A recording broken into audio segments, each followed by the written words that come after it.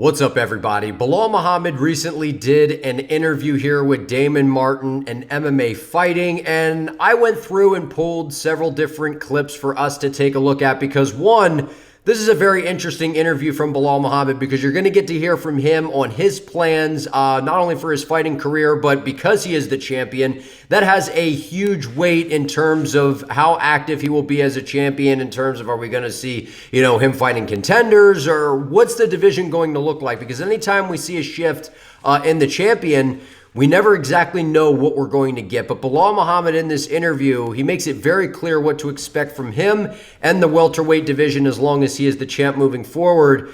And look, I don't really ever ask anybody to subscribe. At the very end I do.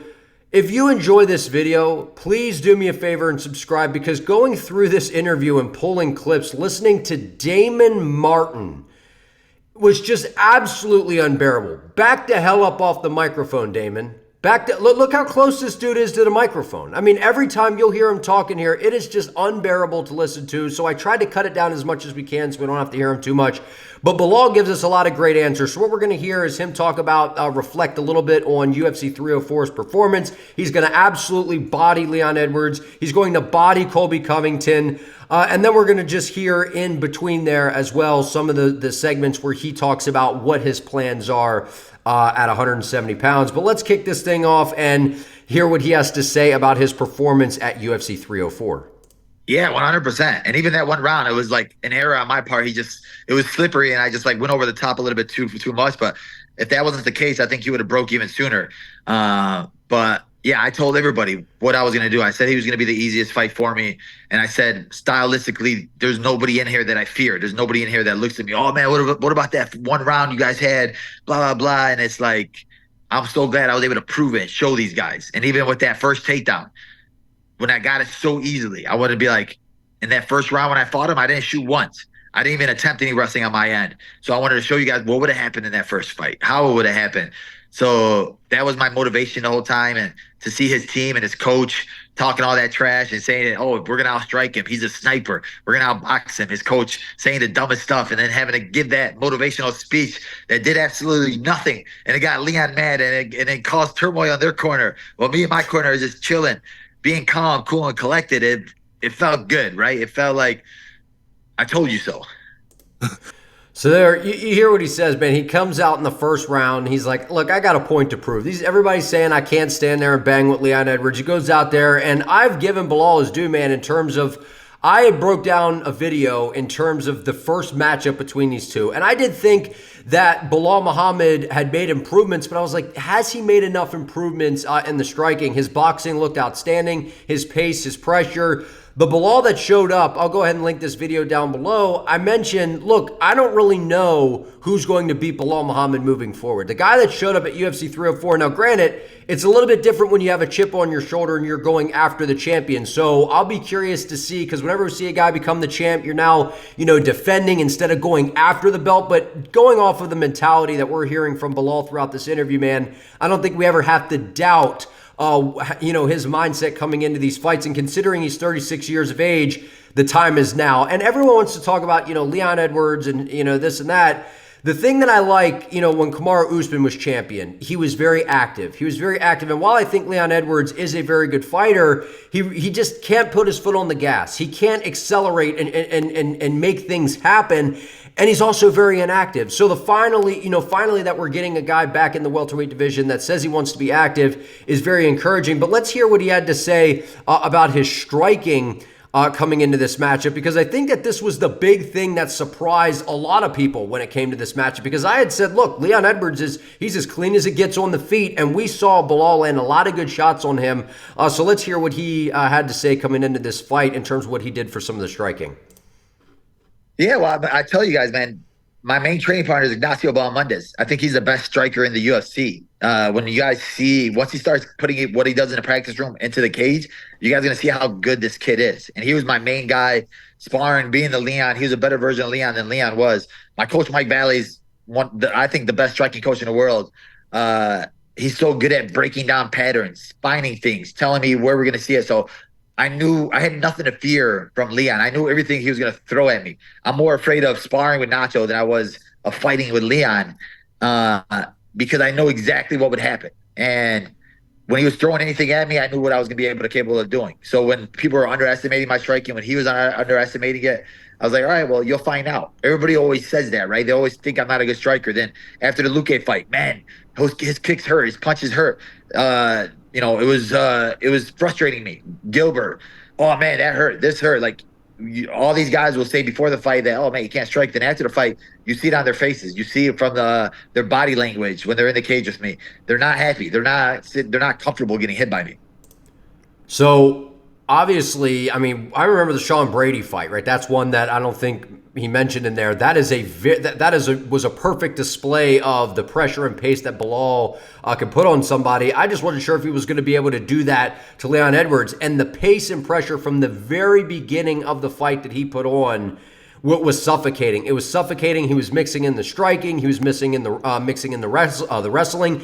And what Belal did such a great job of this time around, he didn't allow Leon to come forward at all. He was dictating the pace the entire time. And then to hear the team that he has behind him, that just takes a guy a long way, right? I mean, now that Belal is the champion, everyone's preparing for you. Now that you're the champ, and to hear that he has, Bahamundez in his corner is a great striker, helping him train, and that's the look that you're getting, who has really good kicks. That's a great training partner to prepare for a guy like Leon Edwards or a guy like Ian Gary that's going to be able to utilize a lot of those kicks to give you those looks.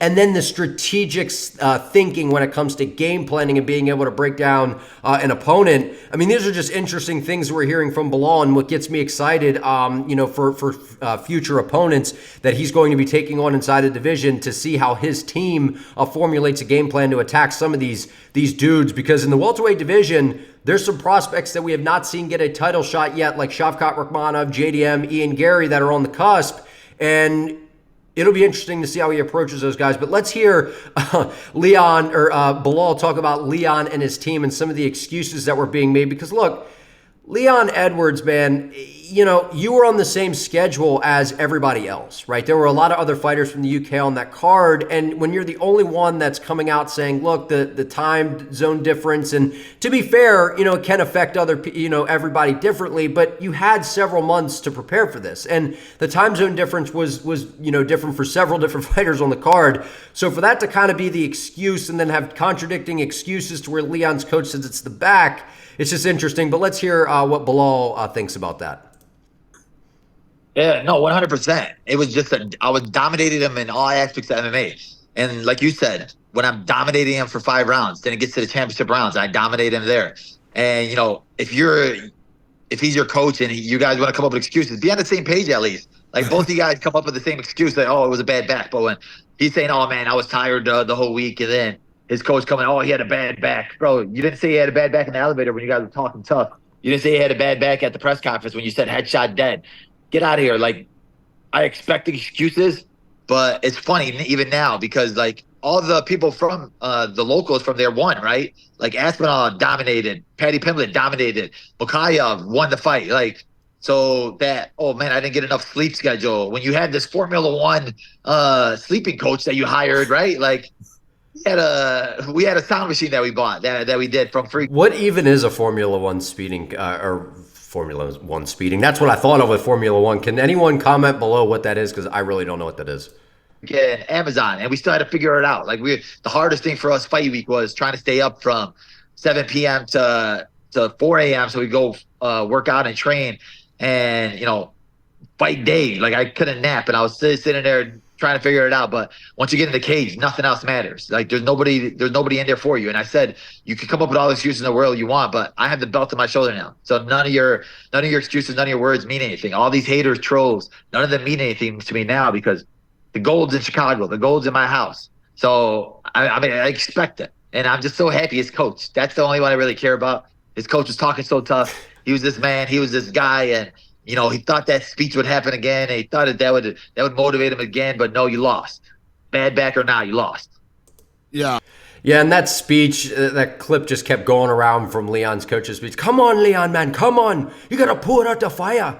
Like we heard that clip so many times. And look, this just shows you a little bit of the mindset of Belal Muhammad. He's not a guy that I've listened to a ton of interviews in the past from, but the more you get to listen to Belal, you get to really hear this dude is, I mean, the mindset is he's got a great mindset. And it's a little bit different than Leon Edwards. And that's what we're starting to learn, as Belal now is going to get a lot more limelight in terms of media coverage and all these different things.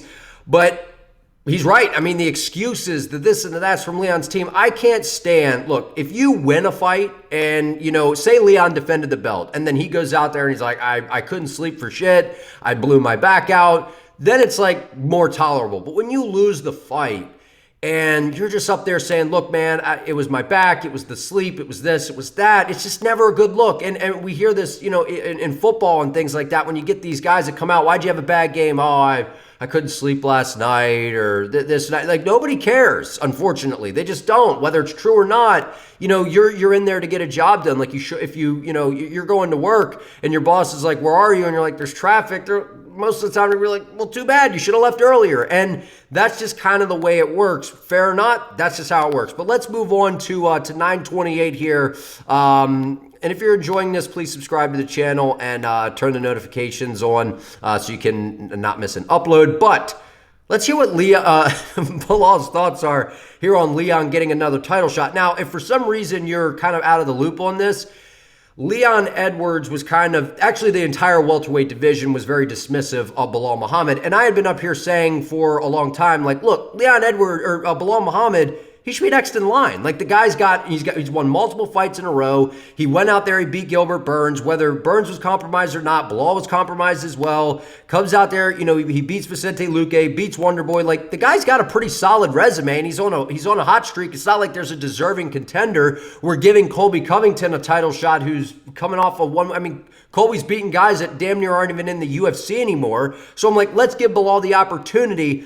And in all fairness to Leon, though, UFC 300, he says Belal wasn't offered. So why Belal wasn't offered, I don't know. That's weird to me. I know it was during Ramadan, so I'm not sure. But then some of the other names that were mentioned, I don't know what the deal was there. That's strange to me. But this is funny because Belal's kept the receipts, man. Skill-wise, he has the skill to do it. I just don't. It's all about mentality now, because you see it a lot with undefeated guys. When they get that one loss, a lot of guys don't know how to take a loss. And he hasn't lost in, 8 years, and he had this long streak. So it comes now from how does he come back from it mentally? Physically, yeah, he has all the attributes, the skills to do it. And when you're looking at the lineup now, it's like I beat a lot of these guys in the top 10 already. So there's not a lot of guys that you're looking at like, oh, this is a clear number one contender. This guy's clear number one contender. So Leon could go out there and get one win. And if it's a huge win, there's a possibility that, he could get his name back in the mix. But it just all comes back mentally. I don't know if him and his coach are going to have a breakup party now because they look pretty bad in the corner, right? There's a lot of turmoil there. So I feel like there's going to be a lot of blame and a lot of embarrassment coming from that team. And a lot of just embarrassment from himself, right? Like, that was your home soil. That crowd was there for you. That the fight was tailor-made for you. You were supposed to walk through me. You said it was going to be easy, and you got walked through. So now it's like, that's embarrassing. So he has to figure out what he wants to do with his life. And if he still wants to, chase it with that hungerness in his title. Yeah. So again, I always like fighters when they come out and they can always give the due. Whether they dislike a fighter, they dislike they can still give credit where it's due. Like, he acknowledges Leon's a good fighter, and it's really up to him and his mindset. And I know a lot of people out there, they've been hard on Leon with his mindset. And is he one of those guys that can get up in the morning and chase after the title again? So that's yet to be seen. But you hear him say, look, I think Leon's got the skill. I think that he could go back out there and stack a couple wins together and possibly get back into the mix. But anytime you get a fighter and coaches kind of turning on each other and pointing the finger, like kind of what Belal's mentioning here, never a good sign. So, but let's move on here to 1545, where Belal discusses when he's going to return, because this is like I mentioned at the start of the video. We've had champions like Kamaru Usman who've been very active. We've had Volkanovski, we've had Israel Adesanya, but there tends to sometimes, you know, a guy wins a belt and then they kind of disappear for a while. And I understand when you first win the title, you kind of want to go, you know, you want to go around, you want to hang out, you want to take some time off, you want to enjoy the win and kind of, you know, celebrate. But Belal's 36, and he's at the point where activity is going to be his friend because, like I said, there's a lot of surging contenders in this division, and if he can go out there and beat these guys, he's going to make a strong case to potentially go down as one of, if not the greatest welterweight of all time, if he could go out there and defend the belt and knock these guys all down in a row like he's going to talk about. But let's hear what he has in mind in terms of a return. Next year before you fight again. No, I mean, I'm hoping to. Literally, if it wasn't like for that last 10 seconds, I would be like injury free from besides that elbow to the nose. So hopefully I get back to training within the next couple of weeks, help Nacho get his fight in September. And then if I get on that December card, that would be perfect. But I think December, January would be on point. But yeah, I want to get back in there. Like, I'm not the type to be like, oh, let me wait a year. Let me fight next year at we'll see, maybe July next year or something like that. Like these guys, I'm like, no, I want to be active now. Now it's like building my legacy and just building my book of names, my book to getting to that GSP book, right? Of all the guys that he's fought, all the guys that he beat. And then I want my resume to be right next to his at the end of the day. Now, whether you're a Belal Muhammad fan or not, whether you, if like me, I'm a fight nerd. I love fighting. Sometimes we make predictions, we get predictions wrong. Sometimes we don't see a fight correctly. Like, I thought Leon Edwards was going to be able to go out there and get this thing done. I was wrong. Belal Muhammad, when I broke down in that film breakdown for the first fight, I was like, look, if Belal can implement a game plan where he's moving forward and not allowing Leon to dictate the pace, he can win the fight. And he went out there. I didn't know that he was going to be able to do it. He went out there and did it. And he, even recognizing that, hearing a guy that says, I want to be active, it's exciting to me. It's exciting to me. And it's something that I've never understood was, the criticisms of Volkanovski and Izzy and Usman. I mean, whether you like the guy or not, or whether they're entertaining to you or not, and they're not, maybe it's not your favorite fighting style, the fact that a champion wants to be active is just, it's so valuable in the UFC, because we just see these guys that they get the belt and they disappear for a year, and it's like the division gets held up, and it's not the same. But when you have an active champion, man, it makes things very entertaining. But let's move on here to what he wants next, because there's a lot of names out there. Like I said, in the welterweight division, I think that that's something we can all kind of agree on right now. There's a lot of different names out there. And, you have Shavkat Rakhmonov. I've been on the record saying, look, I'm not saying that he should get one, but Kamaru Usman is a possible name because of the legacy, and he did the UFC a favor by taking on Chimaev on short notice. So there's a possibility there. But let's hear what Belal has to say. One of those guys. Yeah, 100%. Because like, even for myself, when you look at all the names I had to go through, even after beating Wonder Boy, I still had to win 4 more fights to get there, and I had to take a short notice fight against Gilbert Burns. But all right, well, you're gonna just give it to him after beating the Wonder Boy fight. So like, yeah, I mean, if him and Usman fought, that would make the most sense, and the winner would for sure deserve it. But like, when Leon won the title, there was a clear number 1 contender. I was a clear number 1 contender, and they still gave it to Colby. But when I won the title, there's not really like that clear number 1 contender. Obviously, Shavkat makes the most sense just because he's undefeated. But when I look at the resume, it's not like he didn't have to go through what I had to go through to get it. But it's all up to the UFC now. I think legacy-wise, like I said before, I think Usman has the biggest name for sure. But on 3 losses, it's hard to give him the title shot. So it all just depends if the UFC wants to make that fight, or if they want to just let Shavkat get the next title shot straight away. For myself, it's like, I'm going to be ready for either one of these guys. There's not a guy that I look at in the division where I'm like, man, that's a tough fight, or this is going to be a difficult fight. Let me shy away from this guy. There's nobody that I shy away from. No, I love hearing that. Look, this is a guy that he's like, whether you're on a win streak that I agree with deserves a title shot or not, if the UFC says this is who's next up, I'm fighting that guy. I mean, that's awesome. And Belal's exactly right. And that's exactly how I'm seeing it is, look, Shavkat Rakhmonov, when you fight him, it's a puzzle. It's a guy that's undefeated. He's on the rise. He's looked unstoppable. He's finishing damn near everybody in his path. And it's like, well, if you beat him, it's like, oh, well, the cart was before the horse, the hype of Shavkat, And so you don't necessarily you still get credit because you're the first guy to beat him.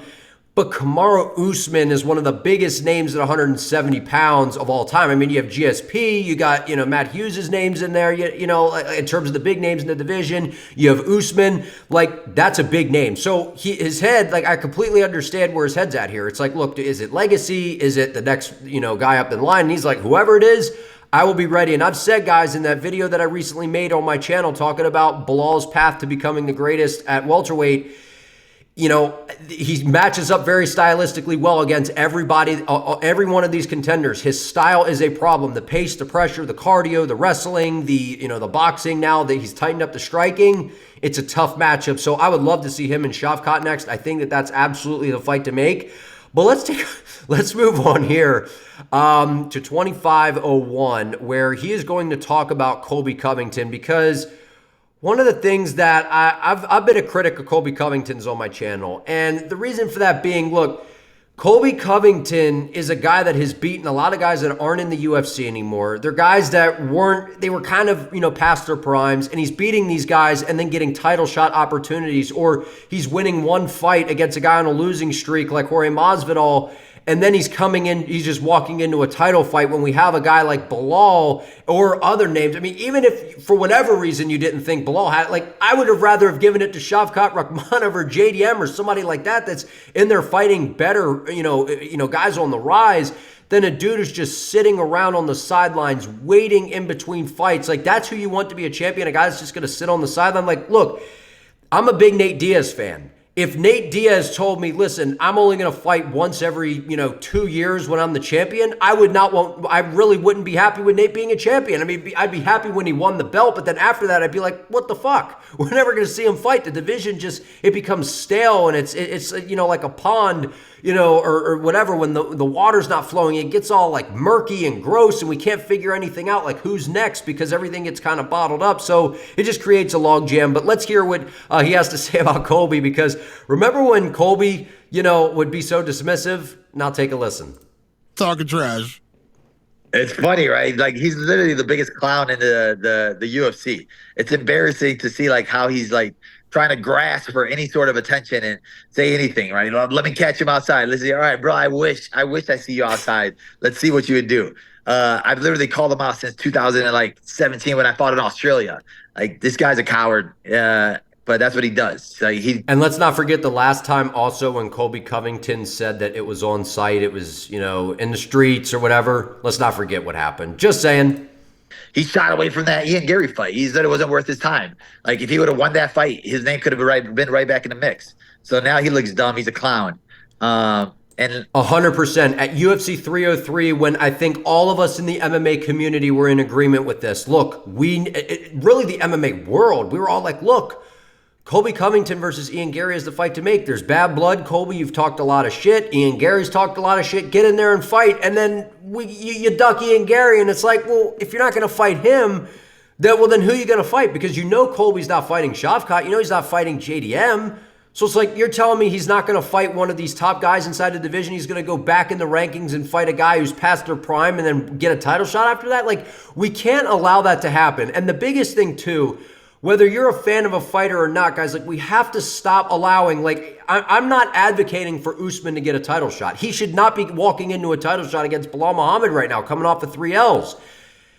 The point that I'm trying to make is the UFC and the way that they have been operating with title shots, it just wouldn't surprise me. That's all I'm saying. I want to make that clear, that I'm not saying that Usman should get the title shot. If it's anybody, it should be Shavkat Rakhmonov, but I agree with Belal. We don't necessarily have a clear-cut guy. I don't think, like, I'm wondering what he's going to do next. Like, there's nobody really out there that I see him saying yes to. He's going to wait and hope that Tony Ferguson comes back and fights one more fight, and then he's going to win that fight and say, oh, man, see, I deserve to be in there. Look what I just did to Tony Ferguson. Yeah, it's like... Oh, yeah, we got to shut it off. Anytime I almost called him David Jackson. My bad, David Jackson. Anytime David Martin starts to talk, man, you got to back up from the microphone, dog. Back away from the... He's all the way up here in the microphone. Like, back up, man. Unless you're the Hodge twins and you're giving us a Yeah, we got a good show for y'all. Then get the back up off the mic, man. Back the hell up. All right, moving on. 26-17. Let's hear what he has to say about, possibly Colby earning another title shot one day, because I think Colby's like 36, 37, so he's up there in age. So let's see what Belal thinks. Happening. No, there's 0% chance. Like I said he sucked before the Leon Edwards fight, and he gifted him the title shot. He doesn't have there's nobody in the top 5 that he could beat. There's nobody in there that I could see him and say, oh man, all right, he beats him, that there's a chance. Like, I don't see him accepting any top 5 fights, and I definitely don't see him beating any top fighters if he gets that chance.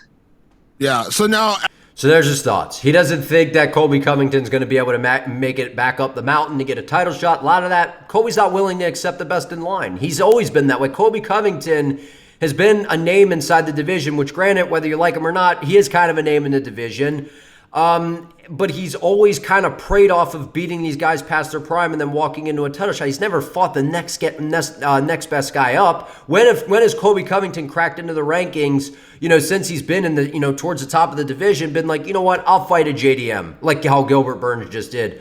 We don't see that. So I understand what he's saying here, but let's move on to 29-42. And like I said, I'll link the full interview down below. So if you want to go through and see everything, I just wanted to pull some of the interesting clips. And I'll link the entire interview down below so you can check out the full thing. I just wanted to pull out the parts where we're hearing Belal reflect about his performance, and we're getting to hear from him directly what his plans are for the division, because when you're the champion, you kind of have the division in the palm of your hands, because if you're not going to be active, it makes everything that much more difficult. So let's hear what he has to say in terms of his hunger to defend the title, which, like I said, if you're a fight fan, this is good stuff to hear.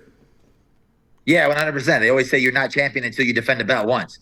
And yeah, like there's a lot of guys in my division. I think this division has still got hungry guys in there, and all these names, I want them all on my my pedestal, right? I want them all on my resume, and I want to just keep building it and building it and building it, where you look back at my career and you say, bro, he fought everyone. There was nobody that he did not fight in his division. There's not a welterweight out there. And a lot of these guys that I'm going to end up beating, these younger guys, are going to be guys that are going to be champions in the future, guys that are going to have their name up there with some of the best guys. So if I get them now, and when my career is all said and done, it's going to be like, dang, he lost the bully, but he lost the bully. Bully's his one. That's what I want to be. Yeah. So almost like the shades of, like I said, the Volkanovski, Adesanya, whoever you want to bring up, that is always taken on the next best guy. Like Izzy has always done that. Pineda was, his nightmare from the past. He was like, give me that guy. These guys that step up, whether you like them or not, and they want to fight everybody in the division, you have to respect it. And he also did mention in here as well how Islam Makhachev and him, Islam congratulated him, and then they kind of joked around. Islam's like, look, now that you won the belt, I can't go for the double champ. So it doesn't sound like we're going to be getting a matchup between them. I know people have kind of thrown that out there, but they're friends. They're not going to end up fighting each other. But he has mentioned the possibility of going up to 185 and trying to pursue something there. So we'll see what happens. I'm excited for the welterweight division because it sounds like we're going to have some activity. We're going to have a guy that's going to want to fight the next best dude in line because, like I said, there's some good prospects in the welterweight division. But if you enjoyed this video, give it a like, comment your thoughts down below, subscribe to the channel, help me out. I would appreciate it. See you next time.